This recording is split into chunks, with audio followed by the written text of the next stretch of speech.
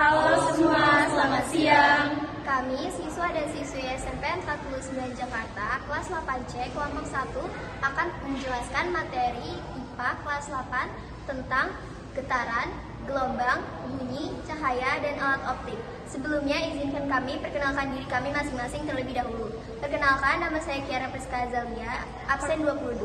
Perkenalkan, nama saya Sabda Mariska, absen 31. Perkenalkan, nama saya Fatimah Zahra, absen 15. Perkenalkan, nama saya Tasyanita, absen 30. Perkenalkan, nama saya Dapal Berzaki, absen 10.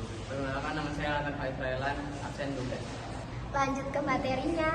Getaran. Getaran adalah suatu benda yang bergerak bolak-balik secara terus-menerus melalui titik keseimbangannya. Getaran memiliki periode dan frekuensi. Periode adalah waktu yang diperlukan suatu benda selama 1 detik. Sedangkan frekuensi adalah banyaknya getaran yang terjadi selama 1 detik. Periode dilambangkan dengan T, sedangkan frekuensi dilambangkan dengan F atau Hertz. Rumus periode adalah T sama dengan T per N atau waktu per banyaknya getaran, atau bisa disingkat dengan 1 per frekuensi. Rumus frekuensi adalah N per T atau banyaknya getaran per waktu, atau bisa disingkat dengan 1 per periode. Ini adalah contoh soalnya. Sebuah benda bergerak dengan selang waktu 60 second dengan membuat getaran 6000. Tentukan frekuensi dan periodenya.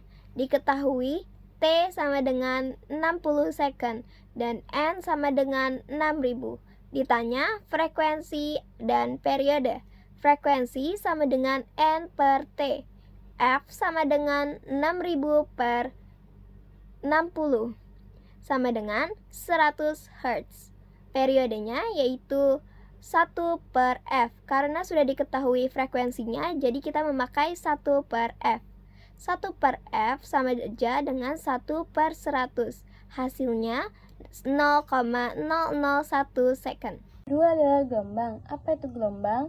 Gelombang adalah peristiwa ikut bergeraknya dedaunan pada tepian kolam, adalah contoh fenomena perambatan gerakan atau yang biasa kita sebut sebagai gelombang.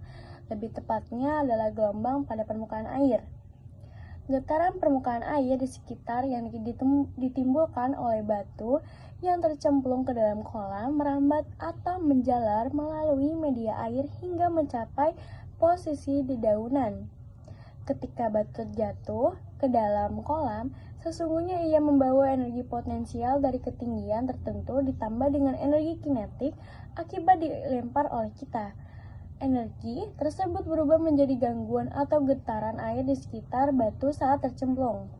Jika kita bisa meninjau berdasarkan bentuknya, maka gelombang dapat dibagi menjadi 2 jenis, yaitu yang pertama adalah gelombang transversal seperti pada gelombang tali, dan yang kedua adalah gelombang longitudinal seperti pada gelombang selinki atau pegas dan gelombang suara.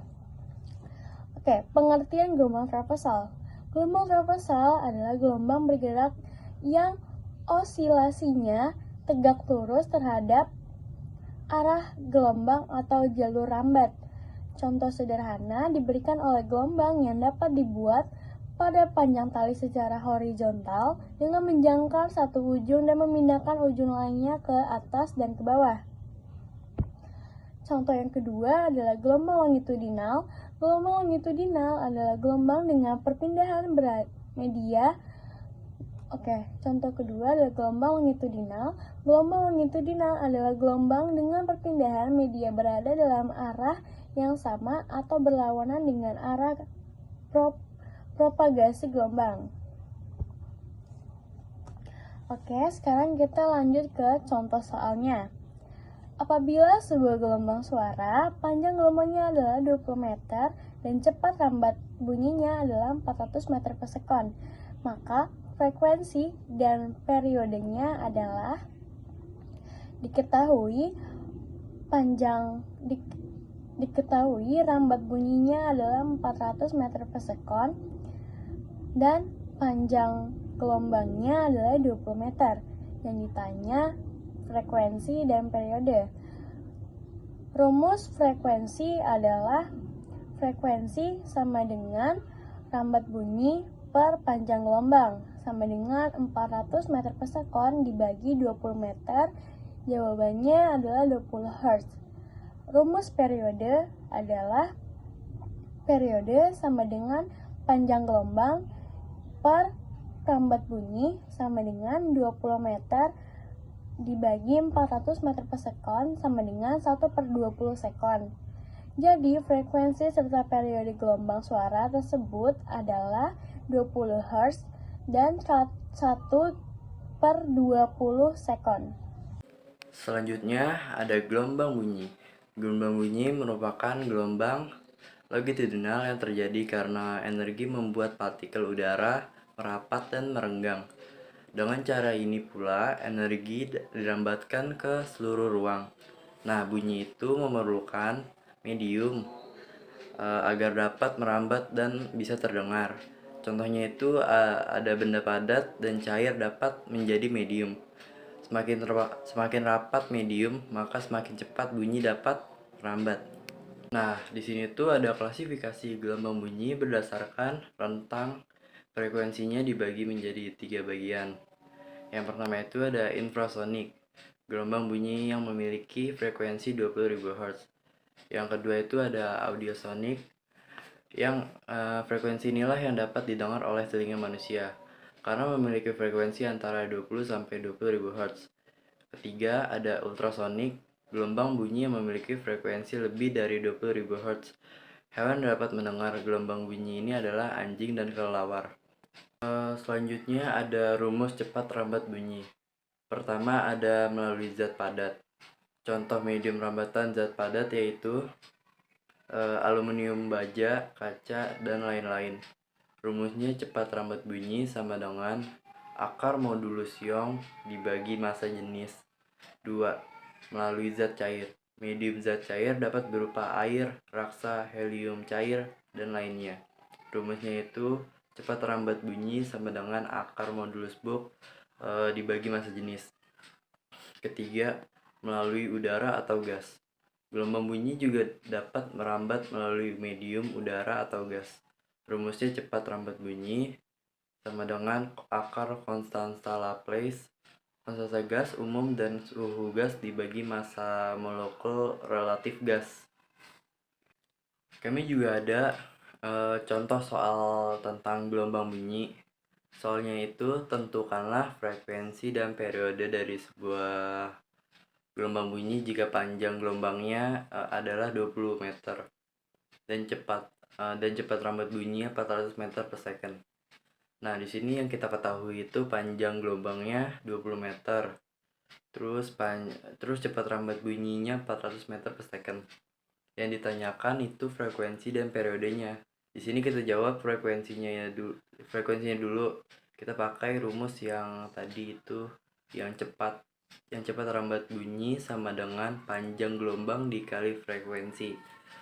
Lalu kita pindah ruas menjadi frekuensi sama dengan cepat rambat bunyi dibagi panjang gelombangnya.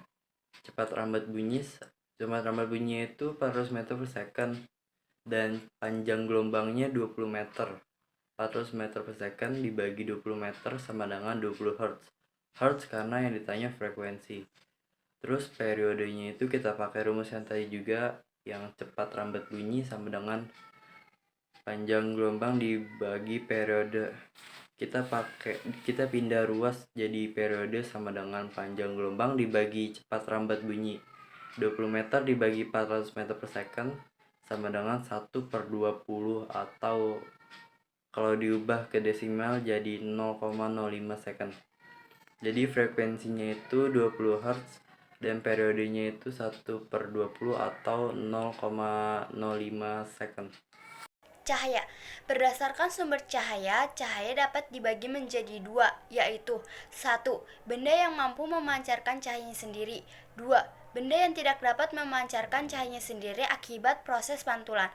Cahaya adalah radiasi elektromagnetik baik dengan panjang gelombang kasat mata maupun yang tidak. Selain itu, cahaya adalah paket partikel yang disebut foton. Sifat-sifat cahaya. 1. Cahaya dapat merambat lurus. 2. Cahaya dapat dipantulkan ke suatu permukaan bidang benda. 3. Cahaya dapat menembus benda bening. 4. Cahaya dapat mengalami interferensi. Cahaya munculnya permantulan teratur terjadi hanya bila bidang pantul yang dipantulkan cahaya memiliki permukaan datar, seperti pada cermin. Misalnya, munculnya permantulan baur karena permukaan bidang yang dipantuli cahaya tidak rata, seperti pada cermin yang kotor atau retak, seperti akan pecah. Mata manusia memiliki keterbatasan untuk kemaslahatan kehidupannya. Maka manusia menciptakan alat-alat yang membantu dalam penglihatan. Alat optik terdiri dari dua macam, yaitu alat optik alami dan alat optik buatan. Alat optik alami adalah mata, sedangkan alat optik buatan adalah alat-alat yang dibuat oleh manusia seperti teleskop dan kamera. Teleskop sederhana merupakan kombinasi antara dua lensa cembung yang terletak pada bagian dalam teropong. Lensa yang lebih besar disebut lensa objektif, sedangkan lensa yang kecil disebut lensa okuler. Lensa objektif membentuk sebuah bayangan dan kemudian bayangan akan diperbesar oleh lensa okuler. Kamera bekerja seperti mata, yaitu kamera membutuhkan pantulan cahaya yang masuk ke dalam sistem lensa. Gambar yang ditangkap kemudian direkam dalam medium yang sensitif terhadap cahaya. Gambar yang ditangkap lensa kamera telah dapat dikonversi menjadi data digital sehingga dapat langsung ditampilkan pada layar LCD yang ditempel pada kamera. Untuk dapat merekam gambar dengan jarak yang sangat jauh, kamera memerlukan bantuan teropong. Rumus alat optik adalah 1 dibagi S, atau jarak benda ke lensa yang satuannya meter, ditambah 1 dibagi S, atas, atau jarak bayangan ke lensa yang satuannya meter, sama dengan 1/F, atau jarak fokus lensa yang satuannya meter. Contoh soal alat optik yaitu adalah Ahmad yang menderita rabun dekat mempunyai jarak dekat 50 cm. Jika ingin membaca dengan jarak yang normal atau 25 cm, maka berapa kekuatan lensa kacamata yang harus dipakai Ahmad? Penyelesaian. Diketahui S atau jarak benda ke lensa sama dengan 25 cm. Diketahui juga S, di atas atau jarak bayangan ke lensa sama dengan negatif 50 cm. Dalam kurung, tanda negatif menunjukkan bayangan bersifat maya di depan lensa. Tutup kurung. Ditanyakan kekuatan lensa atau P. Jawab, 1/F sama dengan 1/S ditambah 1/S, di atas. 1/F sama dengan 1/25 dikurang 1/50. 1/F sama dengan 2/50 dikurang 1/50. 1/F sama dengan 1/50. F sama dengan 50 cm dan dikonversi menjadi meter, yaitu 0,5 meter. P atau kekuatan lensa sama dengan 1/F sama dengan 1/0,5 sama dengan 2 dioptri. Lanjut, saya akan menjelaskan tentang indera penglihatan mata. Warna-warna cahaya sangat bergantung pada panjang gelombang dari gelombang cahaya yang akan masuk pada mata kita. Dan sebuah benda hanya akan memantulkan spektrum cahaya jika warnanya sama seperti permukaan benda yang datang kepadanya, sehingga kita dapat melihat warna-warna sesuai benda tersebut. Mata terdiri dari 3 lapisan ketebalan yang berbeda-beda dan memiliki fungsi yang berbeda-beda juga. Yang pertama ada lapisan luar, adalah lapisan sklera yang membentuk kornea mata. Fungsinya untuk melindungi bagian dalam mata. Yang kedua ada lapisan tengah atau lapisan koroid. Lapisan ini membentuk iris mata dan fungsinya untuk mengalirkan oksigen dan nutrisi ke retina. Yang ketiga, lapisan dalam atau retina mata. Fungsinya menangkap cahaya yang selanjutnya dapat diolah sehingga Anda dapat melihat dengan jelas. Sekian dari kami, semoga video kali ini bermanfaat. Terima kasih.